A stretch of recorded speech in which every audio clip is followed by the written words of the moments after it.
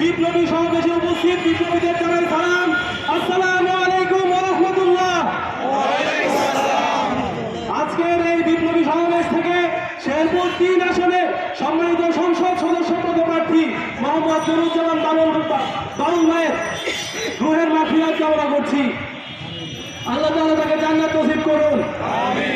সম্মানিত উপস্থিতি, আমরা আগামী 12 তারিখ না বলতে চাই, আমরা সন্ত্রাসকে না বলতে চাই, আমরা চাঁদাবাজকে না বলতে চাই, আমরা দখলদারদের না বলতে চাই, আমরা জালেমদের না বলতে চাই, আমরা জমিদারদের না বলতে চাই।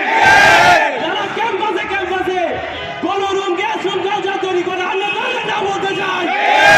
আমরা ক্ষমতার ভারসাম্য চাই, তাই আমরা পাওয়ার পলিটিক্সকে না বলতে চাই। আমরা হালিমার হত্যার বিচার চাই, আমরা আমার ভাই রেজাউল ভাইয়ের হত্যার বিচার চাই। আমরা খুনিদের বিরুদ্ধে দাঁড়িয়েছি, আমরা আধিপত্যবাদের বিরুদ্ধে না বলতে চাই। আমরা গোলামি নয়, আমরা আজাদি চাই। তাই আপনাদের প্রতি উদাত্ত আহ্বান জানাবো, আগামী 12 তারিখ গণভোটে হাজার মাধ্যমে অসংখ্য ন্যায়ের পক্ষে দাঁড়ান। আসসালামু আলাইকুম ওয়া রাহমাতুল্লাহ।